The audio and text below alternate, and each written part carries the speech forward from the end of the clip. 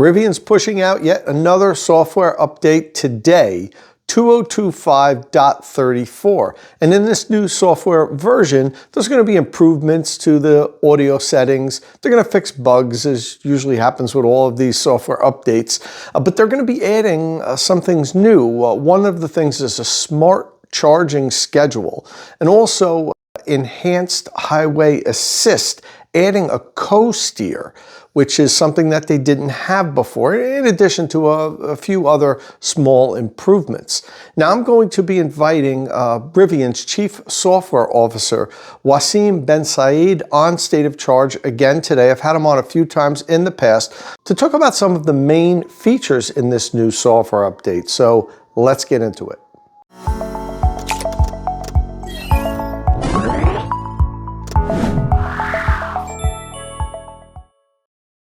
Okay, so before we get into the interview with Wassym, let's go over the details of exactly what Rivian owners are going to get with this software update.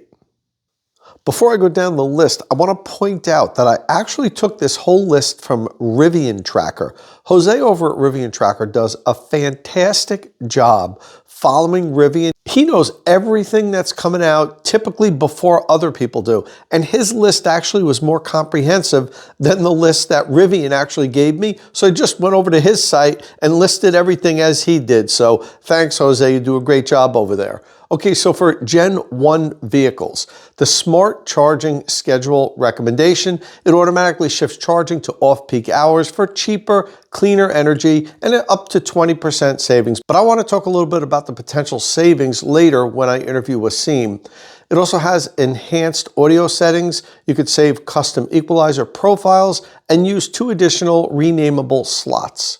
And then there's various performance improvements. You get a faster touchscreen response and smoother navigation, more reliable mobile commands while the vehicle is asleep, and a more accurate range on arrival estimate because it now factors in air density at higher elevations. Then there's a number of bug fixes, including gear guard video thumbnails display correctly, the tonneau cover position displays properly, fog light and exterior issues are resolved, and trip energy and efficiency data stability is improved. Okay, now for the improvements that Gen 2 vehicles are going to see. Okay, we'll start off with the enhanced highway assist because that now includes a new co-steer, which lets you gently adjust your lane position without disengaging the highway assist. Highway assist availability is also expanded up to 50% on urban and suburban highways, and it also has improved lane centering on moderate to tight curves. Smart charging schedule recommendation, that's the same as what we talked about over on the Gen 1 vehicles. The enhanced audio settings, again, same as what Gen 1 vehicles are going to get, but then there's also some audio refinements, including a richer bass and more impactful sound, better soundstage separation and localization, improved Dolby Atmos blending for all seats, performance improvements including faster touchscreen and navigation stability, more accurate trip energy and range estimates, better mobile command responsiveness while the vehicle is asleep, quieter climate startup in mild conditions, and improved 12-volt battery health detection with new alerts. And bug fixes including door handles now present correctly in car wash mode, cabin conditioning requests from the app work consistently on the first attempt. And now let's see what Wassym has to say about the new software 2025.34. State of Charge is powered by Qmerit, North America's premier installer of electric vehicle charging equipment. After I've helped you decide which charger to buy, follow the link in the description of my videos and have Qmerit install it. And if you do follow that link, Qmerit will waive the $150 installation deposit. But this is an exclusive offer for State of Charge followers. So in order to get that offer, you must follow the link in the description of my videos. All right, so I'm here with Wassym Bensaid, Rivian's Chief Software Engineer, and Wassym is no stranger to State of Charge. This is the 3rd time that he's been on. Wassym, thanks for coming on again. It's always great to see you. Tom, how are you? Super excited to be here. Yep, great. So you guys are pushing out another software update today. As a Rivian owner, I always appreciate these software updates, these OTAs, where I just get to my truck in the morning and it's better than it was the day before. So you guys do this quite a bit, and that's certainly appreciated. I'm speaking on behalf of the whole Rivian community. We like when our vehicles get better from day to day. So let's talk a little bit about this. A couple of things are going on with this new software update, but I think the biggest part, and it's no surprise that I would think it was the biggest part, is about charging. And you guys are improving smart charging for the vehicle. So why don't you tell us what are you guys doing? What's so good about this new software update? Yeah, so lots of things are actually packed in this software update. Lots of things we're really excited about. I mean, first of all, tons of fixes and improvements across the board, and I'm sure our customers will absolutely recognize that. Specifically for Gen 2 owners as well, we have improvements in the audio quality. We have audio tuning, also experience improvements for both Gen 1 and Gen 2, and then also specifically for Gen 2, as part of our Rivian Autonomy platform, we have improvements in the AI models that we're using, and then we're also introducing co-steer as a new feature. But probably the feature that I'm really excited about in this update is smart charging. So I'm super happy that we're having the discussion today. I mean, first of all, if I zoom out, and I'm sure you know this, Tom, one of the most underappreciated benefits of owning an EV is that you can charge at home.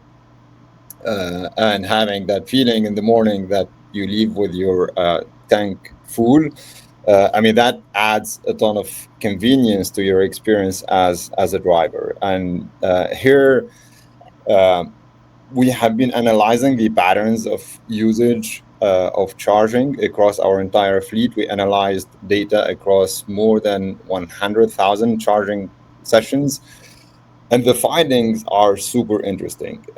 First of all, more than 80% of charging sessions happen at home, which is significant.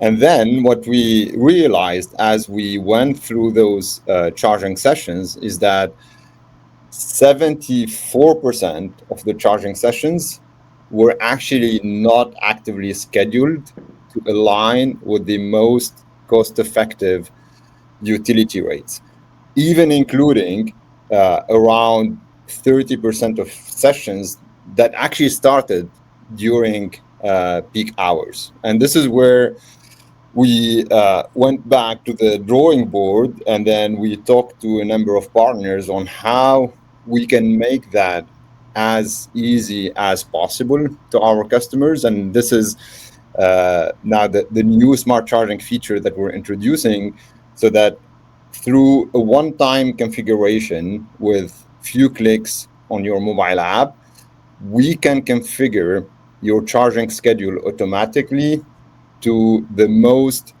or the cheapest utility rates in your location. Okay, so what you're doing is helping your customers more easily save money, because they can do this on their own. They can do the research, they can contact a utility, apply for a program, look at the different times, and then program the vehicle to charge during the right times. But what you're doing is realizing that this was always an option for these people, but still 74% of them are not taking advantage of this. Yeah. So what you're doing here is trying to make it easier for the customer to save money, and that makes sense. That's the fascinating part, which is like those 74% of charging sessions, which despite, what already exists, were not scheduled to be at the right times or at the right utility rates. And I think part of what we're doing is make that as easy as possible so that our customers eventually save money. And like this savings can actually be significant. We're talking about up to 20% for some customers. If you translate it in dollars, that could be up to $900 a year, which I mean starts to be meaningful. But I think there's also a bigger theme around it, which is if we manage to do this well through a feature which is easy to use, super convenient for customers, if we get more and more customers to adopt this type of smart charging and scheduling, that has lots of great benefits on the grid, making the grid more resilient. And then there's even like further implications in terms of the overall carbon footprint from the charging experience. I think one of the things, and I could be wrong, I don't know if you guys have done any research, any customer feedback, focus groups or anything, but I think one of the holdbacks, and people that I've talked to that have said they don't use time of use plans, was that they're concerned that they might forget to turn it off if they're not at home, if they're publicly charging somewhere, or they went somewhere and they plug in, and now they have a huge problem because 4 hours later they come back to their vehicle and it's not charged. What have you done anything to make it clear to the customer that hey, you just plugged in and you're not at home? Are you sure you want this? Should we not use time of use right now? What have you done to make sure customers don't accidentally plug in and not charge when they intended to? Yeah, that's exactly part of the fundamental issue originally. And I think the root of that is the fragmentation across utilities in the United States.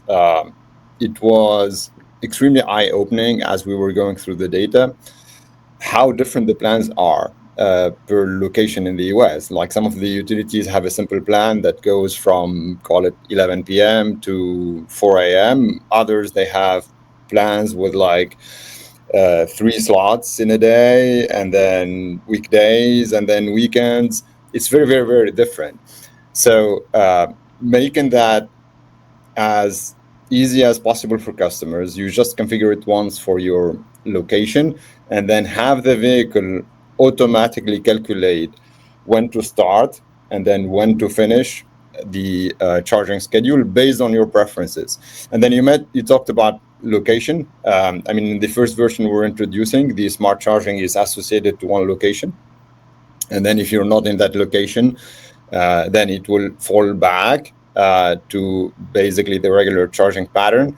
But then for people who have, for example, multiple homes, we're introducing in future versions the ability to also configure smart charging for multiple locations. That will come in a future version. That's great, and that's what I was getting at. What is this location based? Because that's very important. Early on in this whole EV, evolution, when I could remember so many people reporting, because none of the EVs that had smart charging features like this were location based years ago, 10, 12 years ago or whatever. And I remember so many people reporting how they're going to stop using it because now every time they plug in public, they forget to disable their time of use, and they'll come back hours later and they're like, I need to drive home now and I can't. So I'm glad to hear that this is location based. That's really important. And I think, Tom, this is really, and thank you for raising this. It's really part of our philosophy of giving that peace of mind for customers. We did the same with our trip planner for the DC fast charging for road trips, which is another super important element of owning an EV when you're traveling. And we want to do the same for smart charging. Ideally, for these features to work well, you don't need to think about it. You just need to configure it once, and then it just works for you. And I really believe that this is the type of experiences which will bring more and more customers to EVs, because and that's like the beauty of software-defined architectures and then really smart vehicles now is through technology we can make the ownership experience for EVs much more convenient. Okay, so now let's say I have this set up and I'm at home. I have my time of use set up. But now today, for some reason, I need to charge because I'm going to go late tonight. I'm going to go on a long drive and I want to charge up, and it's outside of the set time. How easy is it for me to disable this? You can force start charging immediately. You can From the ignore the app schedule. or from the vehicle or both? Both. Okay, that's important. So, uh, I definitely wouldn't want to have to go through three layers Yeah. of infotainment, to be able to disable it. I'd like to plug in, walk inside my house, pull out my phone, and then just disable it and know that I'm charging. That's good. Another thing, I mean, we talked about savings. I don't think people understand how much they can save. I don't think a lot of people understand their percentage of overall electricity use from their electric vehicle or vehicles compared to their home's use. I mean, if you have two electric vehicles, big vehicles like Rivians, they're not, they're big, heavy vehicles, and they're not the most efficient vehicles in the world. Like my two primary vehicles at my house, Wassym, are my Rivian R1S and a Ford F-150 Lightning. Okay, they both average a little over 2 miles per kilowatt hour, half or twice as much electricity use as a small, little, nimble, sedan, let's say. So with that, we use more electricity for our vehicles at my home than the home uses. Yeah. So I would be saving on more than half of my electricity use, and that money could be half. It could be as much as 50% less than what my electricity rate is. So I think people think that, oh yeah, I'm going to save $10 a month. It's not worth it. It can be a lot. It can be like $100 a month, depending on how much you drive. So have you done any like research on how much your customers might save? Do you have an idea of what like the average Rivian customer might save? But I know that's hard because as utilities, the prices are all over the place. But do you have any type of rough numbers that you could throw out? Yeah, you're absolutely right. I mean, it was part of the analysis, and like as you highlighted, the challenge here is really that vast fragmentation across utilities in the United States, and even the pricing is extremely different. I mean, whether you live in California, you live in Texas, you live in Florida, or I mean, depending on your actual local utility in some of these states, you will have very different rates overall. That being said, I mean, if we look at the average, we did the aggregation of overall data. Uh, if all of our customers enable this feature, the overall impact will be between 15 to 20% on the entire consumption of Rivian vehicles, with savings for some customers that can go up to $900 a year, Yeah, yeah, which is that's very meaningful. yeah, $900 a year is very meaningful. Okay, Yeah. great. All right, well, the smart charging feature isn't the only updates that you had. Yeah. The second one that I'm interested in from what I understand, and I read it quickly, it seems like it's going to be an enhancement that I will appreciate, is the co-steer and enhanced highway assist. Want to talk a little bit about that? Yes. Before we go to coast here, I'd like to basically finish with the big picture for smart charging and what's coming next. I mentioned savings, which are really an important element here, but I think it's really important to look at the overall, first of all, impact to the grid. And this is something which is more and more important given higher demands now on the grid with some of the new technologies. And I think the other aspect, which is really core to Rivian's mission, is the sustainability impact. And um, generally, um, the lowest utility rates align to the lowest carbon footprint, to the lowest emissions.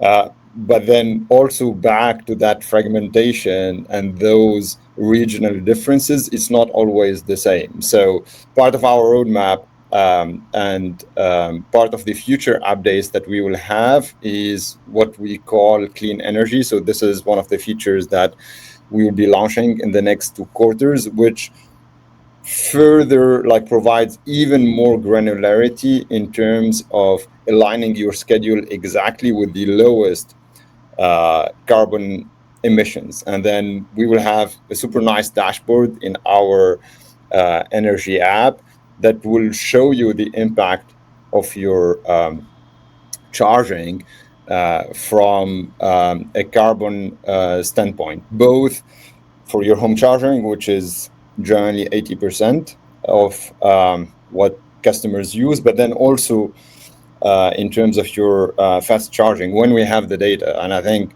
one of the aspects which are not necessarily super appreciated, for example, with the Rivian Adventure Network, is that 100% of the Rivian Adventure Network is based on sustainable energy. So this is also one of the reasons why personally, as a customer, also for the Rivian network, if I have that choice, I know that basically charging with the Rivian network will help me make an impact from a carbon standpoint. Okay, so you're not done with this smart charging features. This is just the first version of it, or the first step, I should say, in helping customers. Number one, save money. Number two, lower their environmental impact, and and make a more resilient grid. Yeah, right. Make a more resilient grid. That's something that I think we don't talk about enough. But quite honestly, I think the average customer, and it's unfortunate this is true, but I think the average customer isn't always concerned about that. They just want their car. They want to charge it as efficiently and as inexpensively as possible.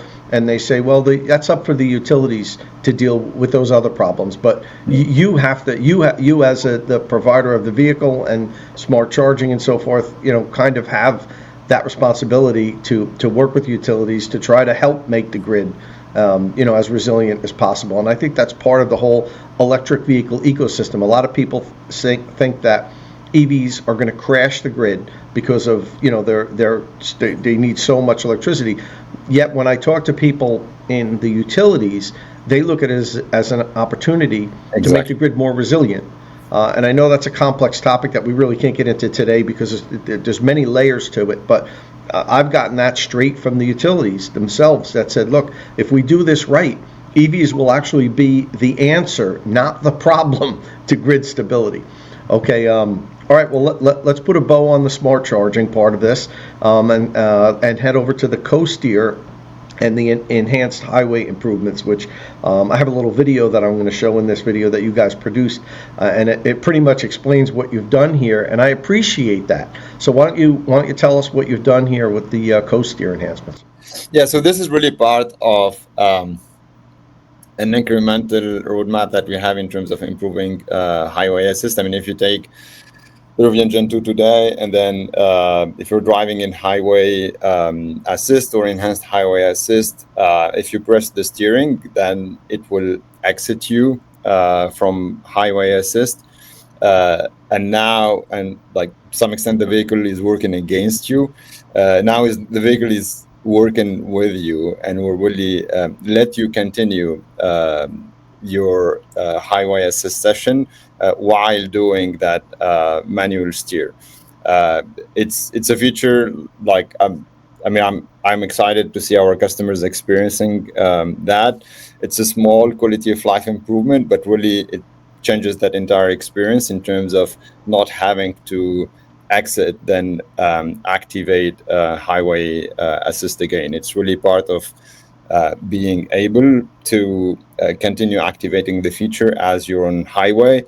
And it's really one of the steps towards many more features that we will continue launching this year for our highway assist and our autonomy driver plus in general, which is one of the big focus areas that we have from a development standpoint now that we have an architecture which is supports basically end-to-end training and can have many more capabilities from a feature standpoint. Yeah, and you mentioned that it's a small improvement, but improving systems like this often is accumulation of many small improvements. It's not one big boom software update. Oh wow, it's 1,000 times better, but it's an improvement that I know I personally will appreciate. And I've noticed, and I get to drive many electric vehicles from many different companies, and I own vehicles from other companies, all of which have a certain level of ADAS systems. And I did notice that it seemed that my R1S was a little bit more sensitive than some of the other brands as far as how much it would let me input when it was on, when I was using the feature, that if I just moved a little bit, like if I was driving next to a truck and he was getting a little close, so I just grabbed the wheel and I just kind of want to scooch over a little bit in the lane, it would disengage. Exactly. And yes, it's not hard for me to just hit it again and re-engage it 10 seconds later once I'm past the truck. It's a small improvement, but it's one that's going to make driving better, I think, for your customers. So, I think that's a good improvement. Thanks. And I think you guys have some other, with this announcement, some other small software-defined details. I don't know if you want to take a minute or so to talk about those. I know that's not the big part of this software rollout, but you're doing a few other things also, right? Yeah, absolutely. I think maybe finishing the picture from an autonomy standpoint for Gen 2. So some of the hidden updates that we have in this release is our AI models are evolving. First of all, we have around 50% plus more roads that support enhanced highway assist, which is a significant change. But then the AI models themselves are becoming better, and some of the behavioral changes that our customers commented on will get better and better with this update. And this is really part of our overall philosophy with the new architecture that we have with Gen 2. Data is really and the AI models is at the heart of the overall experience, and this is something that we will continue iterating on in every update.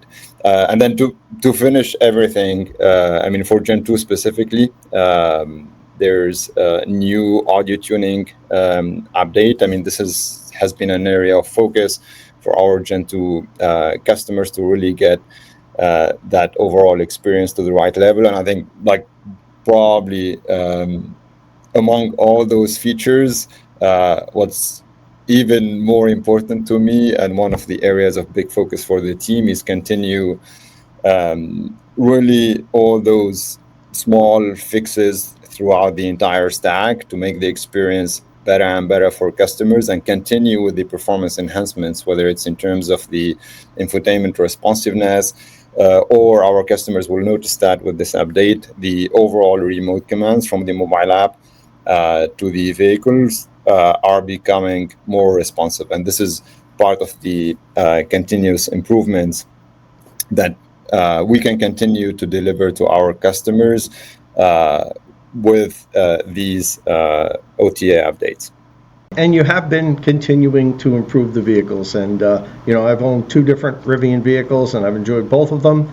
And I would like you to continue to improve the vehicles, so my vehicle keeps slightly getting better. I would have to say I am a little jealous of the second gen vehicles. But mine is fine. I'm not that jealous enough where I'm going to sell it and buy the second gen, but it definitely, you made some big improvements in with the second gen, much more than just say like a vehicle refresh. So you guys are definitely not resting on your laurels. You continue to improve the vehicles, and this OTA that's getting pushed out today is proof that you're just going to continue to improve them. I'm sure the Rivian community appreciates that, and I appreciate you coming on here again, Wassym. Continued success, and hopefully we'll get a chance to chat sometime in the future when you have another big update coming out. Thank you. Thanks, Tom, for all the feedback. Love what you guys are doing. Thank you. And once again, I'd like to thank Wassym for coming on State of Charge. I always appreciate when he takes time out of his busy schedule to talk to the State of Charge community. All right, well, that's all we have here today on Rivian's latest software update. Remember, this is 2025.34. I'm happy to see Rivian continuing to improve our vehicles and make them better all the time. That's the way it should be. Your vehicle gets better the longer you own it.